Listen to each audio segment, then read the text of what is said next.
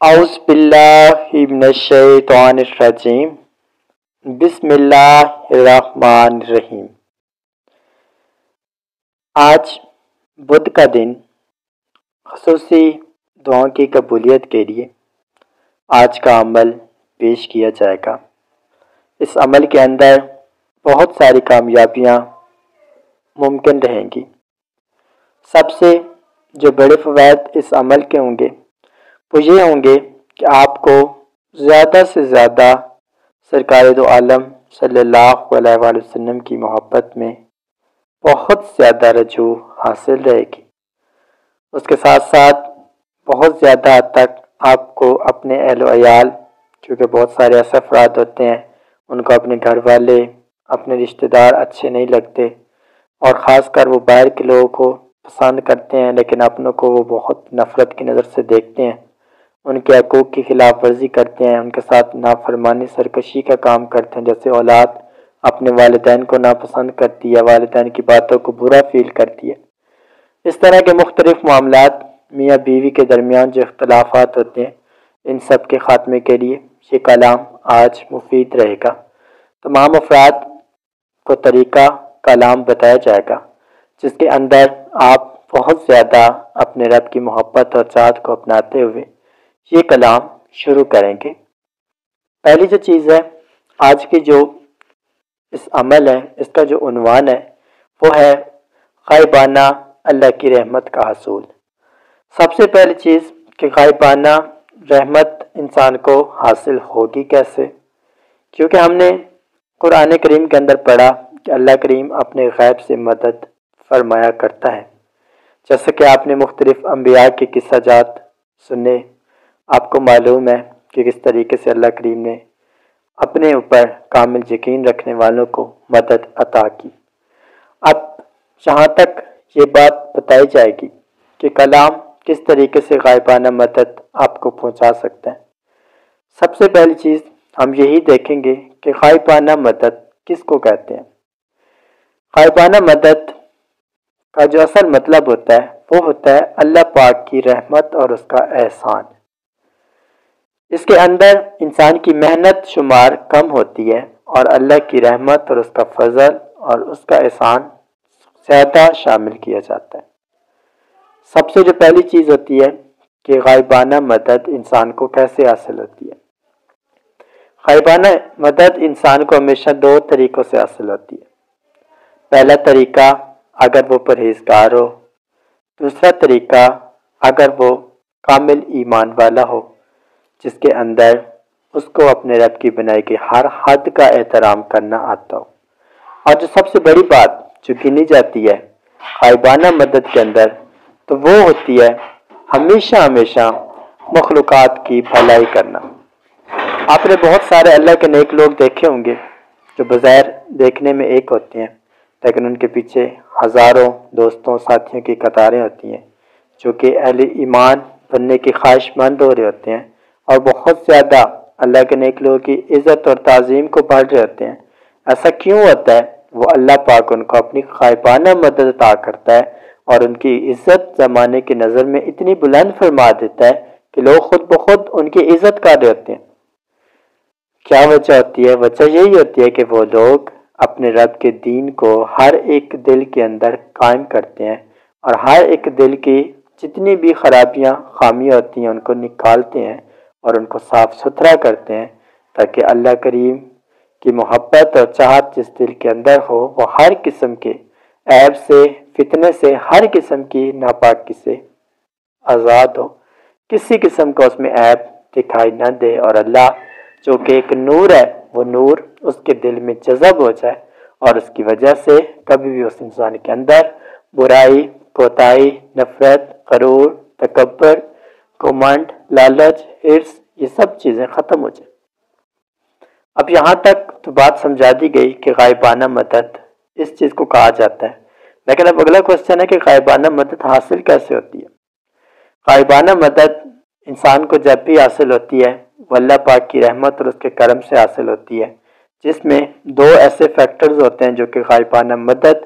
ہر صورت میں اللہ کریم کی طرف سے آپ تک پہنچاتے ہیں،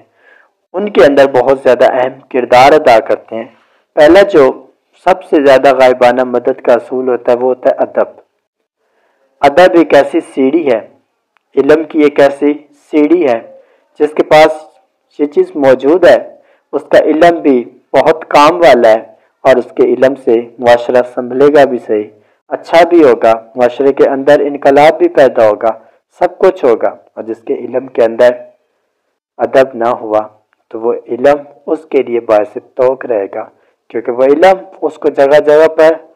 بہت زیادہ خوشحالی کی بجائے آفات کے ساتھ جوڑے گا، کیونکہ وہ ایک ایسا علم ہوگا جو صرف ایک محض شرارت اور بہت زیادہ عیش اور عشرت کی طرف رغبت پانے والا ہوگا۔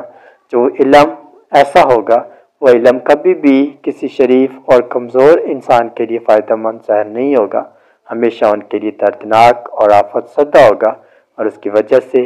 اس علم کو اللہ کریم کی ذات بھی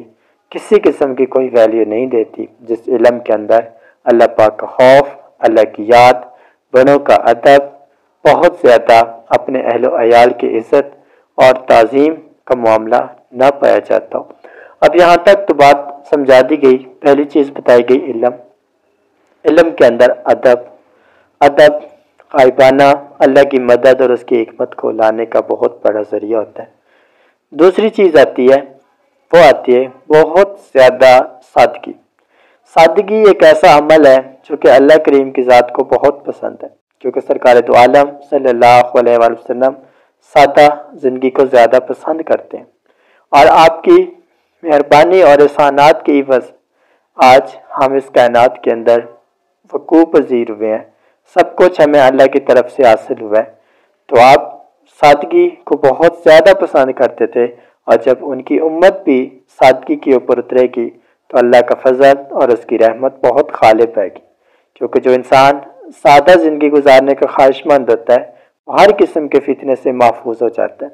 کیونکہ سادگی ایک ایسی انسان کی کوالٹی ہوتی ہے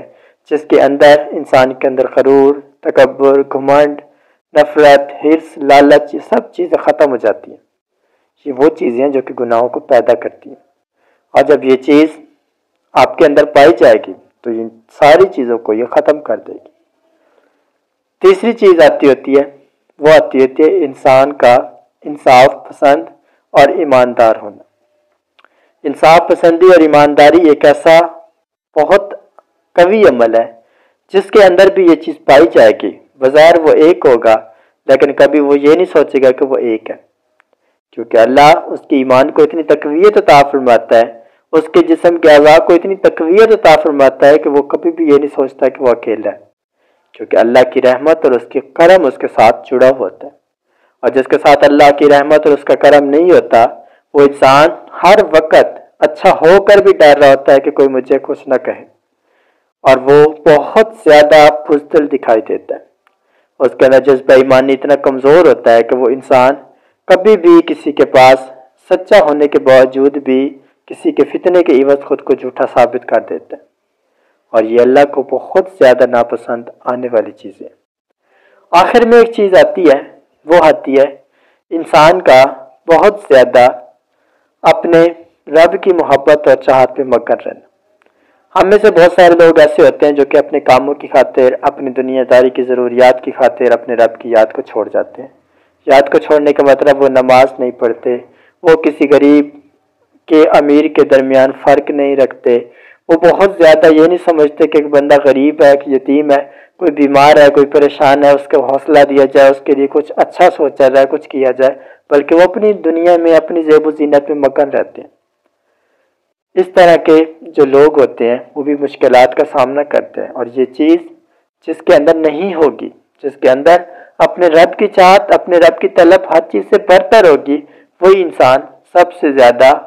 غائبانہ رحمتیں اور برکتیں پانے کا اہل ہوگا، کیونکہ غائبانہ رحمت اور برکت کے اندر بہت سارے اللہ کے خاص انعامات ہوتے ہیں، جس کے اندر آپ کو خرچ کچھ نہیں کرنا پڑتا اور آپ کو ملتا بہت زیادہ ہے۔ یہ ہوتی ہے اللہ پاک کی طرف سے جو ملنے والی عطائیں ہوتی ہیں، جس میں علم آتا ہے، جس میں آپ کا زار آ جاتا ہے، جس میں آپ کی عزت آ جاتی ہے، جس میں آپ کو بہت زیادہ حد تک اپنے رب کی محبت ملتی ہے۔ یہ ایک علم غائبانہ جتنی بھی چیزیں ہوتی ہیں جو اللہ پاک کے احسانات میں شمار کی جاتی ہیں، جو کہ آپ کو اللہ اپنے غیب سے عطا کرتا ہے، کیونکہ ہم لوگوں نے آج تک کبھی کنسیڈر نہیں کیا ہوگا اس چیز کو کہ جو غائب ہوتا ہے، کہا جاتا ہے کہ غائب سے اللہ پاک مدد کرے گا، تو اللہ پاک کیسے غیب سے مدد کرے گا؟ تو اللہ پاک اسی طرح سے غیب سے مدد کرتا ہے، جب آپ اپنے رب کو اتنا خوش کر دیں گے تو اللہ اپنی ہر نعمت اور اپنی ہر رحمت آپ کے لیے کامن ظاہر کر دے گا اور آپ کو وہ چیز عطا کر دے گا۔ اب اس کے عمل کی طرف چلتے ہیں کہ آج کا دن کے بارے میں جیسا کہ بتایا گیا کہ آپ لوگوں نے آج کے دن یہ خاص کر غائبانہ مدد کے لیے یہ عمل کرنا ہے۔ اس کے اندر سب سے پہلے آپ کو جو چیزیں بتائی گئی ہیں، پہلے تو آپ نے ان پہ فوکس کرنا ہے۔ جب آپ ان کو مکمل طور پر اپنے اندر قائم کر لیں کہ آپ اب ان چیزوں کے اوپر عمل کریں گے تو اللہ کی رحمت اور اس کا فضل سب سے برتر آپ کی طرف غالب ہوگا۔ آپ نے سب سے پہلے جتنی غلطیاں کرنی، کوتاہیاں کرنی، خرابیاں کرنی، خامیاں کرنی، جو بھی کر لیا، سب سے پہلے تو اللہ کریم کی ذات سے توبہ کریں گے، 2 رکعت نماز نوافل توبہ ادا کریں گے۔ اس کے بعد آپ نے 10 منٹ بیٹھ کر مسلسل اپنے رب کی یاد کو، اپنے رب کی وحدانیت کو، اپنے رب کی شانوں کو، اپنے رب کی نعمتوں کا سوچنا ہے، اور سوچ کر پھر اپنے دل کے اندر بار بار سبحان اللہ کا ذکر جاری رکھنا ہے۔ 10 منٹ آپ نے مکمل کر لینا ہے۔ 10 منٹ مکمل کرنے کے بعد آپ نے پھر دعا کرنی ہے۔ دعا میں آپ نے اپنے رب کی ذات سے جو آرزویں ہیں، خاص کر دینی لحاظ سے، ان کو اپنے رب کی بارگاہ میں پیش کرنا ہے اور اللہ کریم کی ذات سے مکمل فضل اور اس کی رحمت کی طلبگاری کے لیے التجا گو ہونا ہے۔ جب یہ مکمل ہو جائے اس کے بعد آپ نے یہ عمل شروع کرنا ہے۔ اول و آخر 3 مرتبہ درود پاک اور 108 مرتبہ 108 ٹائم آپ نے اللہ کریم کا مبارک اسم یا ولیوں کا ذکر کرنا ہے۔ یا ولیو، اس لفظ کو آپ نے پڑھتے رہنا ہے۔ ہر نماز کے بعد 108 مرتبہ یہ کلام آپ نے پڑھنا ہے۔ 11 دن آپ نے اس کلام کو پڑھتے رہنا ہے، اور ان دنوں خاص کر آپ نے غصے سے،